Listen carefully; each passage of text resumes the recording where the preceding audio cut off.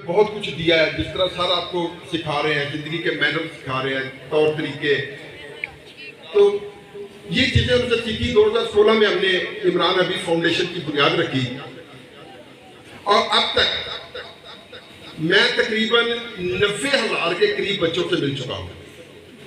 शायद ये अगर ये रिकॉर्डेड है, जो मेरी डायरी आज गिर गई है ना, उसके अंदर ये सारा रिकॉर्ड मौजूद था, तो वो भी गिर गई है कहीं पे। चले, अल्लाह का हुक्म है, अगर मिलनी हो तो मिल जाएगी। तो बच्चों, बात यह है कि जिस तरह आपके उस्तादों ने आपको पढ़ाया है, तो कामयाबी कैसे मिलती है, मैं छोटी सी बात करूंगा आपके साथ कि इंसान को कामयाबी कैसे मिलती है। मैं कहता हूं, मेरा ये तजुर्बा है कि कामयाबी, success is never without a teacher. Success is never without a teacher. क्या मतलब है?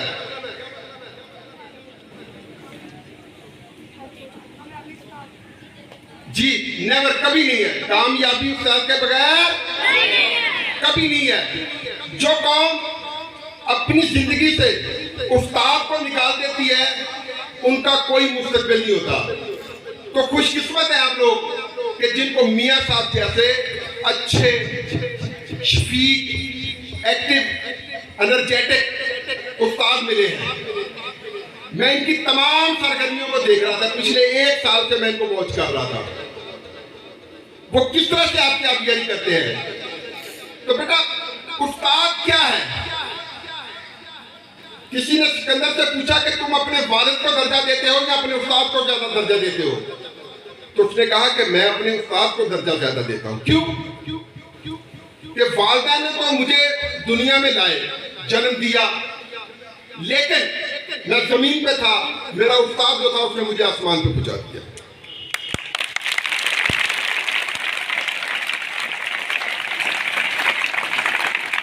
दूसरी मिसाल, ये आपका शहर सियालकोट है। यहां की सबसे बड़ी हस्ती, जिसे शायर मशरिक कहा जाता है, जिसे हकीमुल उम्मत कहा जाता है, हजरत डॉक्टर अल्लामा मोहम्मद इकबाल। जब उस वक्त की ब्रिटिश गवर्नमेंट ने ये सोचा कि ये चूंकि बहुत बड़े फिलोसफी हैं, शायर हैं, उस्ताद हैं, लॉयर हैं, सियासतदान हैं, तो इनको कुछ इजाफा दिया जाए, तो उन्होंने इनको बुलाया, उनको कहा जी हम आपको सर का खिताब देना चाहते हैं। तो उन्होंने कहा जी नहीं, आप पहले मेरे टीचर को कोई किताब दे, कोई इजाफा बख्शे, तो तब इकबाल ये आपका किताब लेगा। तो उन्होंने कहा कि उनकी क्या तस्नीफ क्या है, क्या उन्होंने काम किया है। तो उन्होंने सीने पे हाथ रख कैसे बोले, उनका काम इकबाल है, इकबाल को इकबाल बनाने वाले मेरे उस्ताद हैं। आपको पता है उनका नाम क्या, उनके टीचर का? जिसको पता हाथ खड़ा करे, शाबाश जी बेटा। अच्छा, वैसे वो कान खोलता, पीछे नहीं देखना जी। अल्लामा इकबाल के उस्ताद का नाम, शाबाश। हाँ जी बेटा, वो गजल में थे उनके उस्ताद, वो भी थोड़े से अरसे के लिए। आप ना आज एक अजीबो गरीब बंदे से मुखातिब है जी। वो उनके रूहानी मुर्शिद थे। वैसे शफीकुर रहमान कहते थे तो मान भी लेते। उनकी किताब है हम आखते हैं, तब दूसरी किताब थी उनकी मजीद हम आखते हैं। मेरे मुखातिब इधर सारे हैं जो PhD स्कॉलर हैं, और मुझे इनसे बातें करने का बड़ा मजा आ रहा। जी बेटा, शाबाश। इकबाल का मजमून ही किसने पढ़ा? उनको फारसी और अरबी किसने पढ़ाई थी?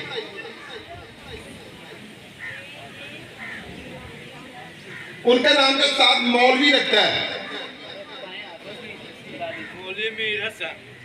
शुक्र है, कुछ तो जवाब आया। इधर आओ, इधर आओ। मैं ना एक दफा इधर रहीमिया था, प्रोग्राम कर रहा था, वहां कहते हैं कि हैं ना,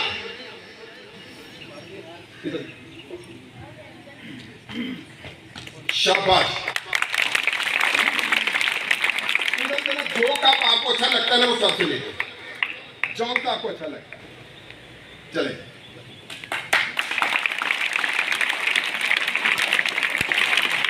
जी बच्चों, दूसरे इनके उस्ताद थे।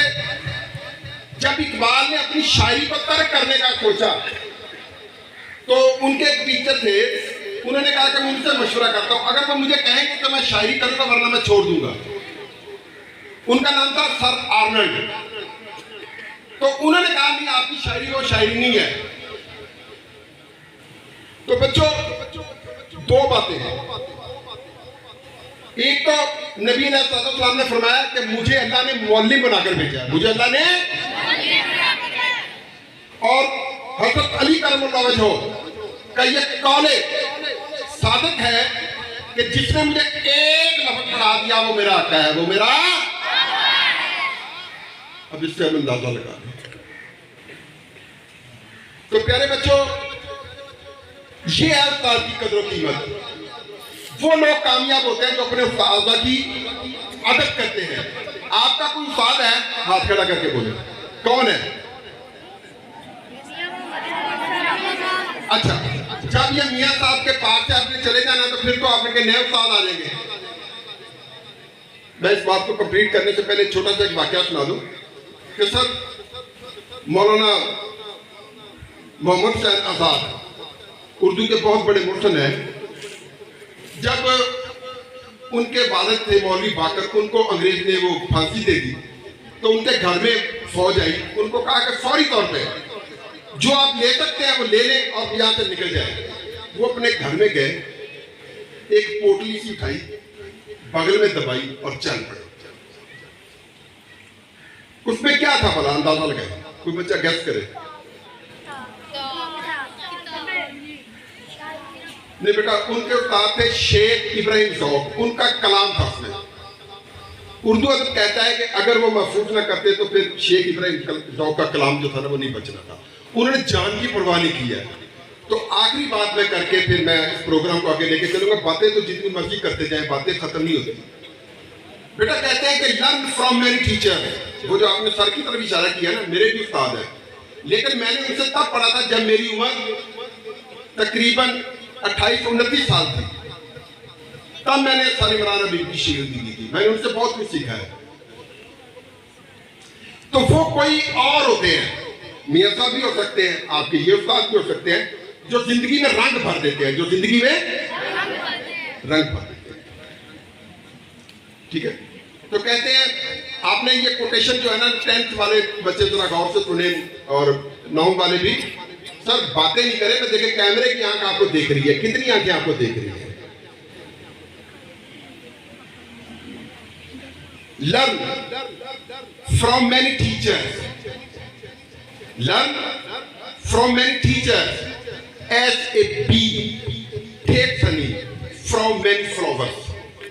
Learn from many teachers as a bee takes honey from many flowers. मैं फिर दोहरा देता हूं, learn from many teachers as a bee takes honey from many flowers. जी, translate into Urdu. My dear and near students,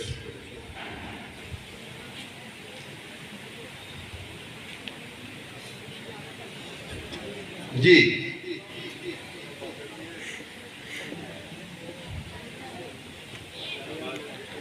शाबाश बेटा, learn सीखो और कम हियर।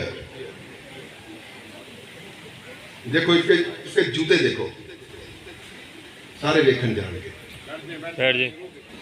जी बेटा, learn from many teachers as a bee takes honey from many flowers.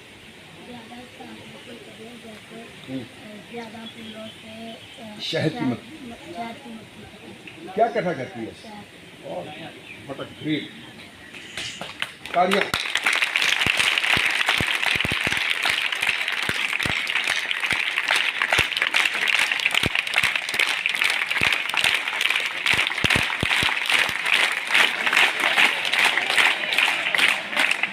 मैंने पहले भी लम्बे इकबाल का शेर पढ़ा था कि नहीं है ना उम्मीद इकबाल अपनी किश्ते गिरा से, जरा नम हो तो ये मट्टी बड़ी सरखेज है। और आपका फिर वैसे बड़ा सरखेज है, ये सर आप इधर आए, तशरीफ लाए। अंग्रेजी सुनिया भी करो, सारा दिन तो ये कार्टून वेंदे रहते थे।